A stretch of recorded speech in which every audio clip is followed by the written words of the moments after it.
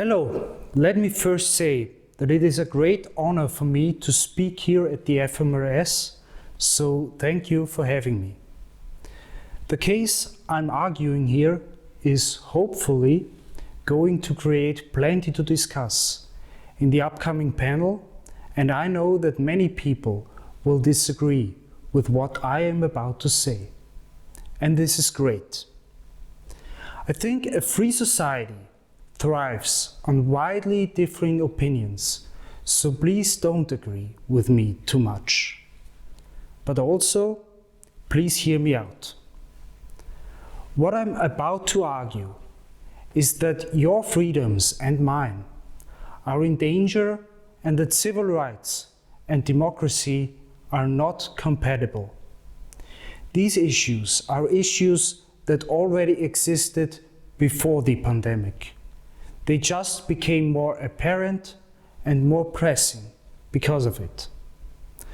The pandemic and the political measures taken in response have led to restrictions most of us have never thought possible. Things we were accustomed to suddenly became memories of the past. Distant memories becoming blurred the longer the COVID measures were kept in place. Our homes became prisons. The dreams and aspirations of people were rendered impossible. And an atmosphere of fear was lingering over society, leading to people accepting rigorous restrictions of their civil rights, with almost no opposition. An unprecedented assault on freedom took place, and most people were complacent. What do I mean when I speak of civil rights? I don't mean civil rights as they are defined by governments. I want to take a different approach. The reason for that is that I want to challenge the notion that civil rights are given to people by someone else. In my opinion, civil rights are something inherent to human dignity, and they have to be taken by each individual to be effective for this individual.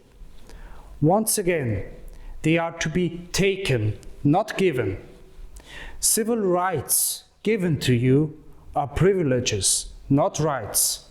And as such, the ones giving you these privileges are able and maybe even legitimized to take them away from you as they see fit. So what is my definition of civil rights? I will take the etymological route and define civil rights as rights that are characteristic of humans interacting with each other in a civilized manner.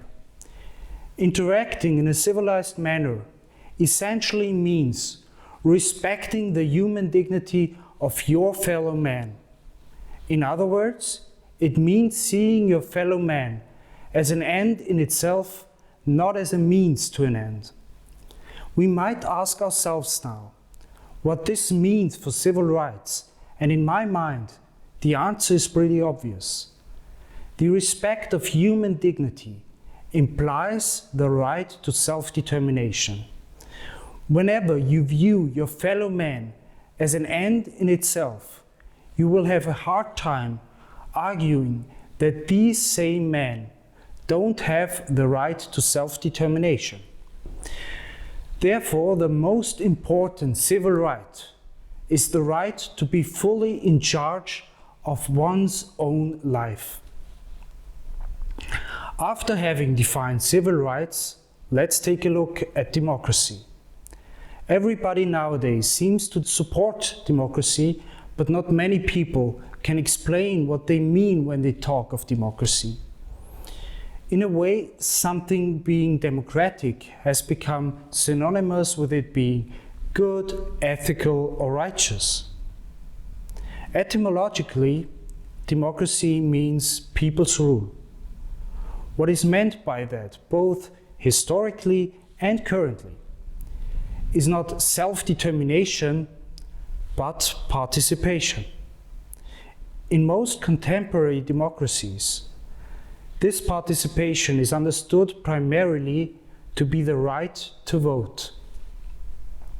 Without going too much into detail, a democracy that defines itself by allowing its people to vote has nothing to do with self-determination. As soon as there is more than one person, yourself, taking a vote, self-determination is out of the window on the topic voted on. You are then ruled by others, at least partially. When looking closer, we often see that the things we deem worth protecting when it comes to democracy are the things that restrict rulership and consequently the scope of democracy. In that sense, when we talk about protecting democracy, we often mean preserving our freedom, our liberties. We want to protect ourselves from rulership, against undue interference in our lives, and therefore also against the core of democracy, which is participation, both by others in your life and by yourself in the lives of others. So maybe, just maybe, it isn't democracy we want to defend. Perhaps it's the case that we want to defend ourselves from democracy. What do I mean by that? Well, most government measures in response to Corona had the support of the majority. I don't know why this is. It may be that many people already see it as something normal to infringe on other people's rights, to do what's supposedly good for society. It may be that people are scared because they believe that this virus is a threat to their lives. And don't get me wrong here. For some people, it is. It may be that the questions posed to the voters are whether they think some action is a good idea, not whether they think people should be coerced to act accordingly. And then a law is passed based on the preferences of the voters, not on the willingness to force other people to do or not do something. There's a big difference between wanting something to happen and wanting to coerce others to make it happen. But this difference is largely ignored by modern politics. That is probably one main reason that democracy has become a more substantial threat to civil liberties than most people realize. Whatever the case, the fact is that the majority accepted harsh restrictions on the right to self-determination. Not just since Corona, but a long time before that. The regulatory code was growing almost daily for decades, reducing the possible scope of self-determination while doing so. Since Corona, this tendency has intensified. Businesses were shut down, borders were closed, gatherings were curtailed. Worse still, many people weren't even allowed to leave their homes if they didn't have a good reason for doing so. For weeks, even for months. Could any of you have imagined that to happen only 2 years ago?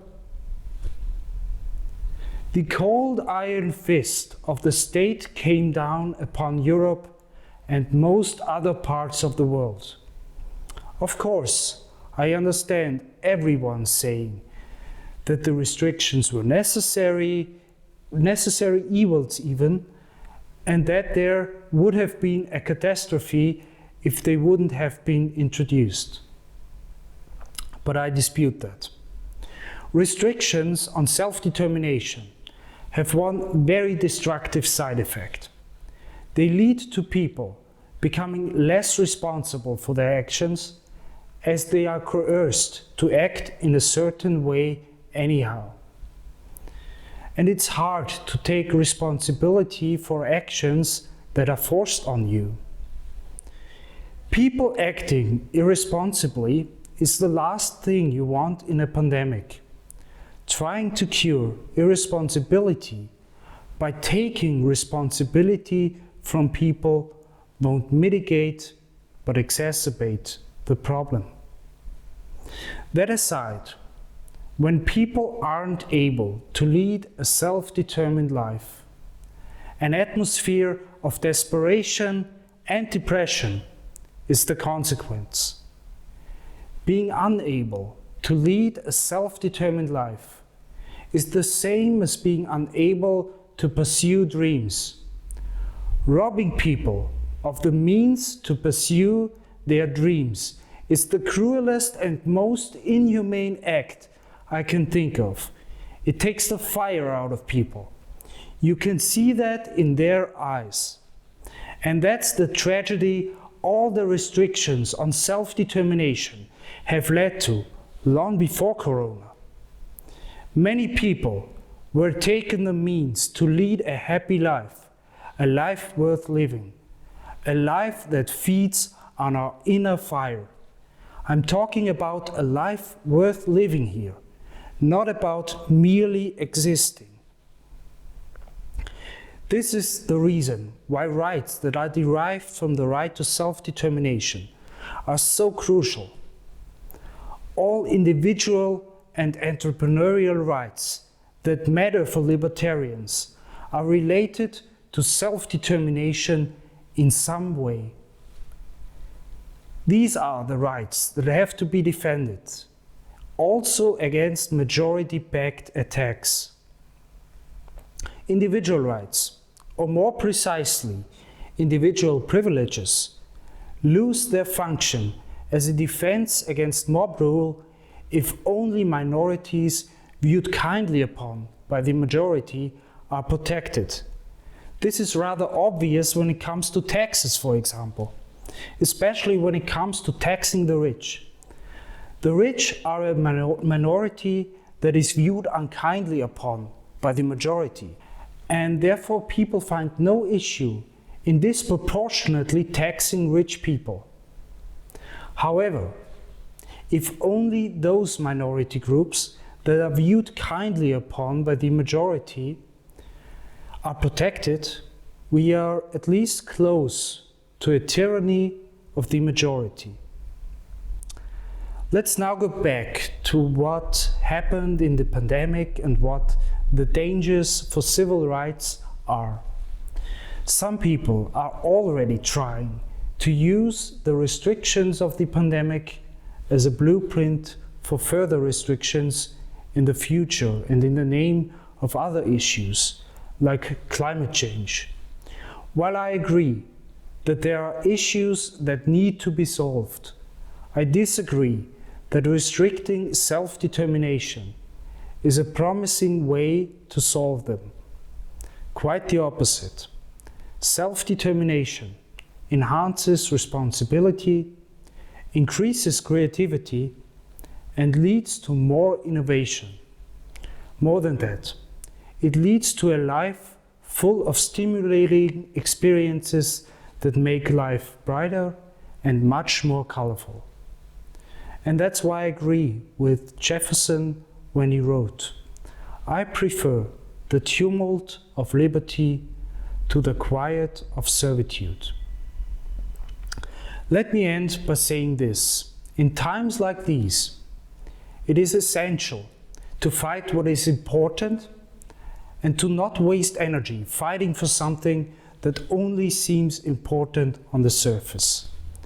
Freedom, in the sense of self-determination, is what makes a society prosperous, fascinating, and worth living in. Let's make sure that the new normal isn't forged by participation and buzzwords like democracy. Let's make sure it is shaped by the astonishing diversity and zest for life that comes with self-determination. And now, I wish you an entertaining discussion and all the best. Thank you.